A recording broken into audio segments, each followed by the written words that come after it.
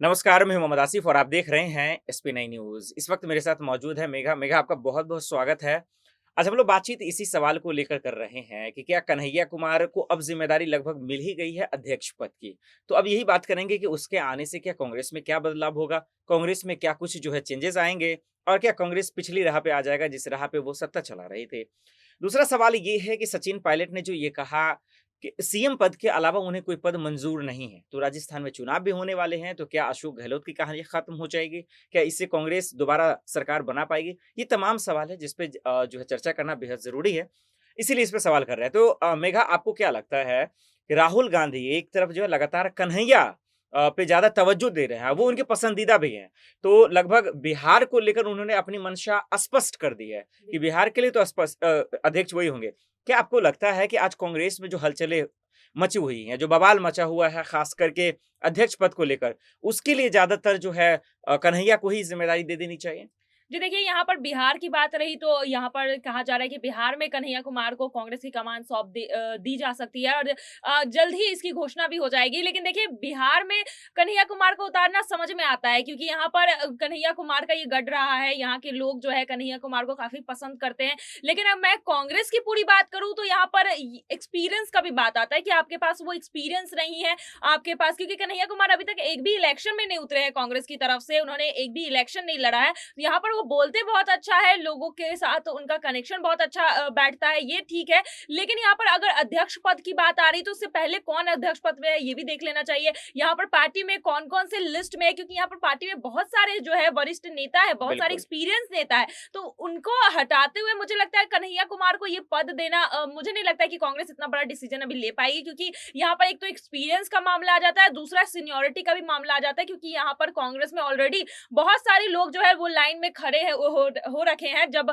ये पद जो है इस पद के लिए और यहाँ पर सबसे पहले तो प्रियंका गांधी का ही नाम आ रहा है जिस तरह से और गांधी परिवार भी जो है इस पद को जो कांग्रेस अध्यक्षता की जो पद है वो अपने घर में ही रखना चाहिए कि देखिए इससे पहले राहुल गांधी इस पद पर थे उसके बाद उन्होंने इस्तीफा दिया उसके बाद अब कहा जा रहा है कि यहाँ पर प्रियंका गांधी इस पद को संभालेंगी तो मुझे नहीं लगता कि प्रियंका गांधी और यहाँ पर कन्हैया कुमार को एक साथ रख के आप देखिए तो मुझे नहीं लगता कि यहाँ पर पलड़ा जो है कन्हैया कुमार का भारी होगा यहाँ पर जो है सोनिया गांधी की जो बेटी है प्रियंका गांधी उनका ही पलड़ा भारी भारी होगा और पार्टी के कई सारे नेता जो है उनके तरफ ही है तो मुझे लगता है कि अगर कांग्रेस पद की अध्यक्षता की बात है तो कन्हैया कुमार तो इस रेस में नहीं है।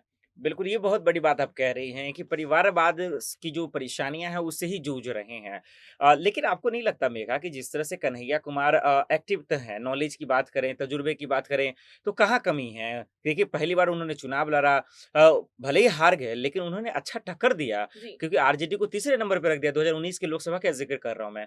अब तो कांग्रेस में आ गए। तो क्या आपको नहीं लगता कि जिस तरह से वो मोदी की नीतियों के खिलाफ बीजेपी जो सबसे बड़ी देश की पार्टी है, आज उसके सामने कोई विपक्ष बचा नहीं हुआ है। लेकिन कन्हैया कुमार जिस तरह से लॉजिकल उन पर अटैक करते हैं आपको नहीं लगता कि अगर उन्हें ज़िम्मेदारी दे दी जाती है और अगर वो जीत कर संसद में या विधानसभा में जाते हैं, तो फिर बीजेपी के लिए थोड़ा मुसीबतें खड़ा कर सकते हैं, इससे कांग्रेस का रास्ता आसान हो जाएगा? जी बिल्कुल, देखिए कन्हैया कुमार युवा नेता है और युवाओं के बीच जो है उनकी पकड़ काफ़ी अच्छी है, बोलते बहुत अच्छा है, जब भी उनके भाषण उठा के आप देख लीजिए, जब भी वो भाषण देने आते हैं लोग जो है इनसे काफ़ी प्रभावित होते हैं और बहुत लॉजिकल और बहुत पॉइंट टू पॉइंट वो बात करते हैं। बाकी नेताओं की तरह नहीं कि घुमा-फिरा के गोल-मटोल बातें करना, जलेबी की तरह बातों को घुमाना, उनका काम नहीं है। वो बहुत ही युवा नेता और युवाओं के जो है कनेक्ट अच्छा वो करते हैं युवाओं से और यहाँ पर बातें जो है उनको एकदम सीधी रहती है और एकदम सही सवाल जो है वो खड़ा करते हैं। तो मुझे लगता है यहाँ पर अगर कांग्रेस उन्हें मौका देती है और आगे चलकर उन्हें ये जिम्मेदारी सौंपी जाती है तो बीजेपी को बेशक वो टक्कर दे सकते हैं क्योंकि दम तो है कन्हैया कुमार में। जिस तरह से उन्होंने रैलियां भी की है कांग्रेस की तरफ से, देखा गया है कि हजारों लाखों की तादाद में जो जनता उन्हें सुनती है और राजनेताओं के लिए सबसे बड़ी यही चीज होती है कि वो जनता को किस तरह से संबोधित करते हैं, किस तरह से जनता उनकी बातों में आ सकती है। तो यहाँ पर कन्हैया कुमार के पास वो हुनर है। देखिए मोदी जी के अगर मैं बात करूं तो उनके पास भी यही हुनर है। वो जिस तरह से जनता को संबोधित करते हैं, जिस तरह से जनता उनकी बातों को सुनती है और हजारों की तादाद में जब भी मोदी बोलते हैं लोग अपना सारा काम धाम छोड़कर जो है वो मोदी जी को सुनते हैं और यहाँ पर कन्हैया कुमार के पास भी वही ताकत है, बोलने की ताकत है। जिस तरह से वो अपनी बातों को सामने रखते हैं जनता काफी प्रभावित होती है। तो मुझे लगता है इस वजह से कहीं ना कहीं कांग्रेस जो है इसका इस्तेमाल कर सकती है नरेंद्र मोदी के खिलाफ और बीजेपी के खिलाफ। अगर उन्हें आगे चलकर कोई जिम्मेदारी, अगर अच्छी खासी जिम्मेदारी कांग्रेस की तरफ से मिलती है तो वो बेशक जो है आगे चलकर बीजेपी को टक्कर दे सकती है।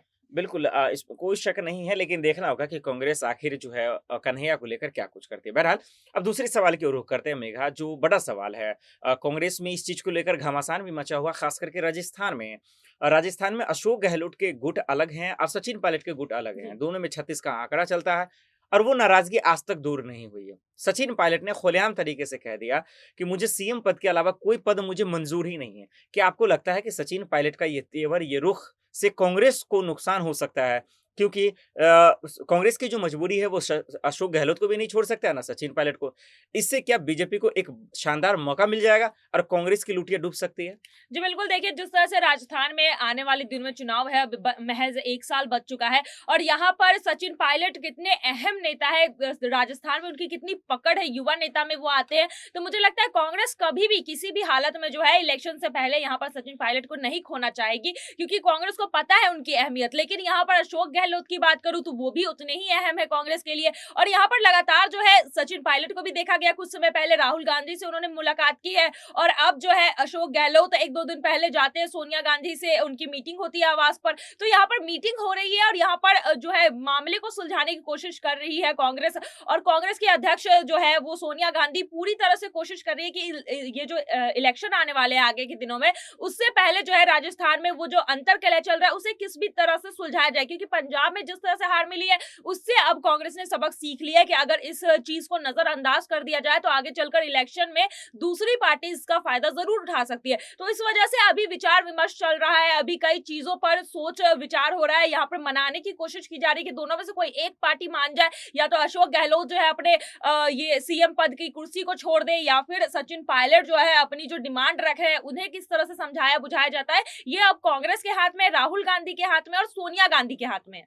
बिल्कुल, चलिए एक छोटा-सा आखिरी में सवाल, कांग्रेस का किस्मत चमकेगा कब मेघा? मैं चाहूँगा छोटा ही जवाब दीजिए आप। जी देखिए, अभी प्रशांत किशोर जिस तरह से कांग्रेस से जुड़े हैं, मुझे लगता है आने वाले दिनों में कांग्रेस जो है अच्छा प्रदर्शन कर सकती है। मैं 2024 की बात नहीं कर रही हूँ, मैं गुजरात और हिमाचल प्रदेश की बात कर रही हूँ। अभी से जो है कांग्रेस जिस तरह से हार के बाद इन 5 राज्यों में जिस तरह से उन्हें हार मिली है, उसके बाद जिस तरह से वो काम कर रही है, मीटिंग्स कर रही है और मंथन कर रही है कि आगे पार्टी को किस तरह से लिया जाए और आगे नई दिशा देने की कोशिश कर रही है, तो मुझे लगता है कांग्रेस में जल्दी बदलाव आएगा और उनके दिन जो है वो जल्दी सुधरेंगे।